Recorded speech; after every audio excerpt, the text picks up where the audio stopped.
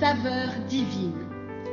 Cette bonne nouvelle du royaume sera prêchée dans le monde entier pour servir de témoignage à toutes les nations. Alors viendra la fin.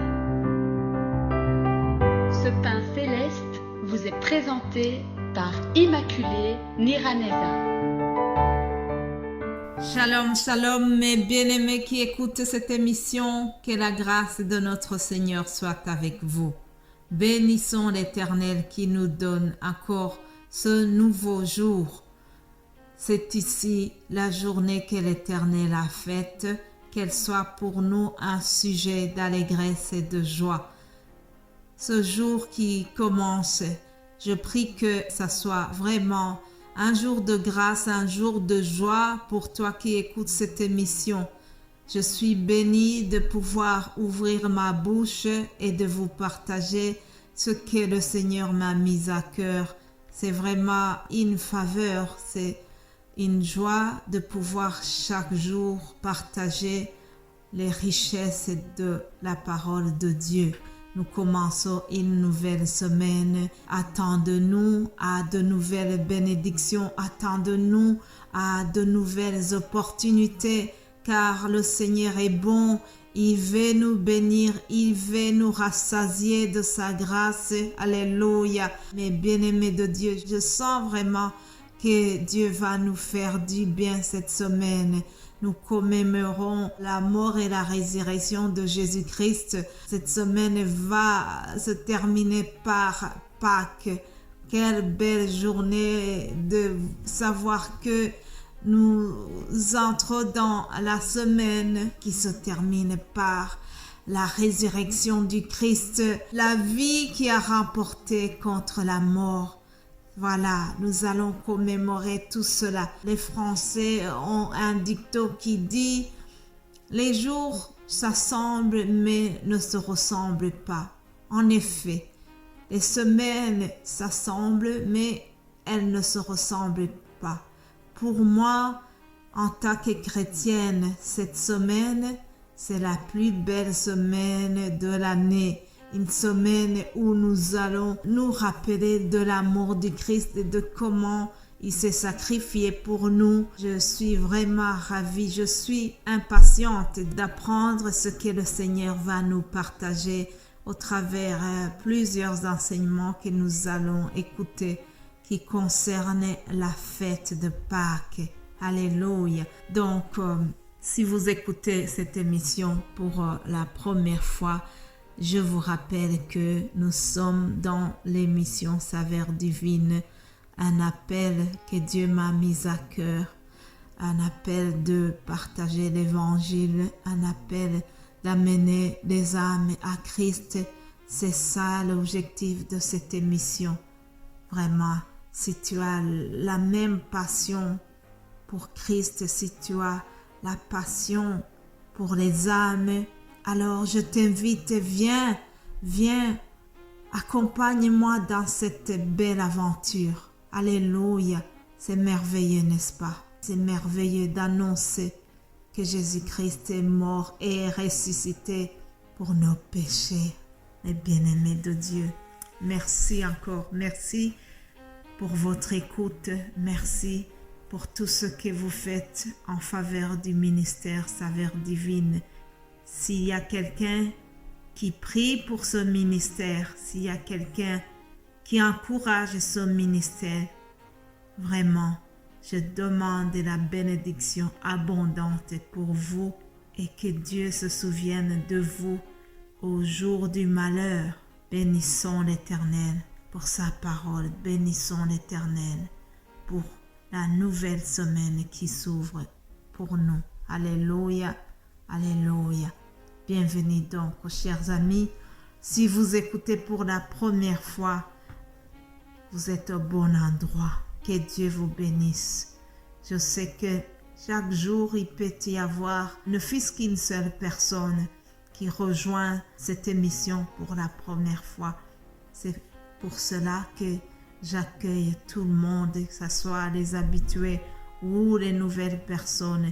Sentez-vous vraiment à l'aise à l'écoute de cette parole Que Dieu vous bénisse abondamment. Je remercie aussi Dieu qui continue à me fortifier dans les bons et dans les mauvais jours.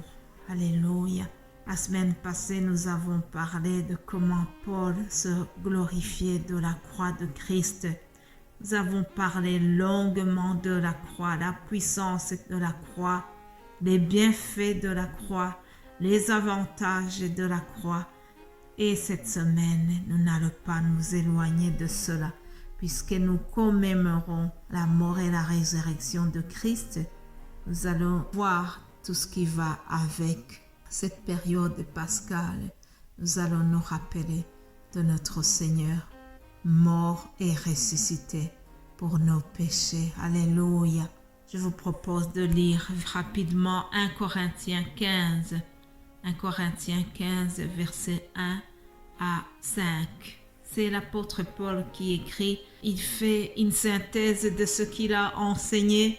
Alors il fait un rappel. Il dit: je vous rappelle, frères, l'évangile que je vous ai annoncé, que vous avez reçu, dans lequel vous avez persévéré et par lequel vous avez été sauvés, si vous le retenez dans les termes où je vous l'ai annoncé.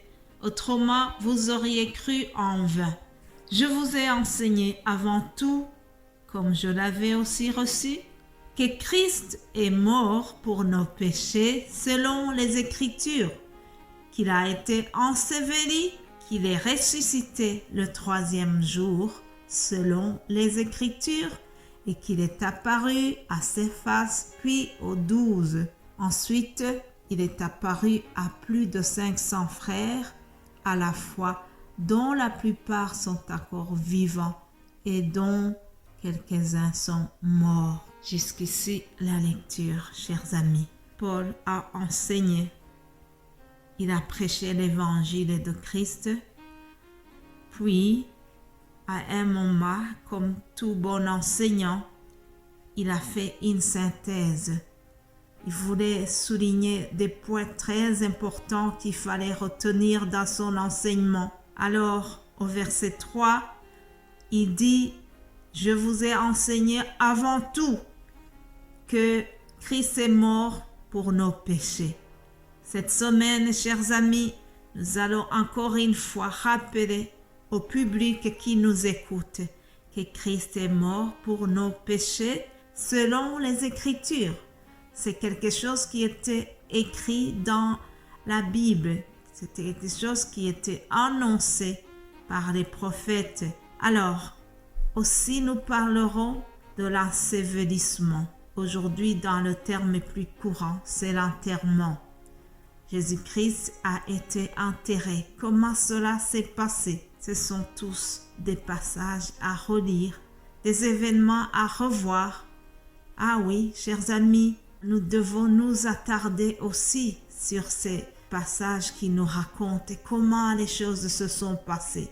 Puis, Paul leur dit: il est ressuscité le 3e jour selon les Écritures. Mes bien-aimés de Dieu, la plus grande victoire qui a existé dans le christianisme, la plus grande victoire, c'est que Jésus-Christ est ressuscité. On avait fait tout pour que cela n'arrive pas. Ils ont scellé le tombeau de Christ. Ils l'ont fait garder par les gardiens. Les soldats étaient chargés de garder le tombeau parce qu'ils se disaient: oui, il faut faire attention parce que cet imposteur, ils sont capables de venir voler son corps et ils vont mentir qu'il est ressuscité comme il l'avait annoncé. Donc, ils ont pris des précautions en mettant des surveillants, des gardiens. Cependant, chers amis, les gardiens n'ont pas compris comment cela s'est passé. Le 3e jour, Jésus-Christ est ressuscité. Alléluia, alléluia. Après la résurrection, Jésus est allé se montrer aux 12. Alléluia. Il est allé les rassurer. Il est allé leur dire qu'il est vivant. Aujourd'hui, je viens aussi te donner cette bonne nouvelle. C'est que Jésus-Christ est vivant. La mort n'a pas remporté. Non, c'est la vie qui a remporté. Jésus-Christ est le Seigneur. Même dans le tombeau, il est le Seigneur. Alléluia. Mes bien-aimés de Dieu, le temps est vite passé, mais je voulais vous dire que nous allons nous rappeler de Christ qui est ressuscité d'entre les morts. Il est vraiment important de souligner cela. Voilà, je termine et je continue demain. Je vous souhaite vraiment une belle journée. Que Dieu vous bénisse abondamment. Amen.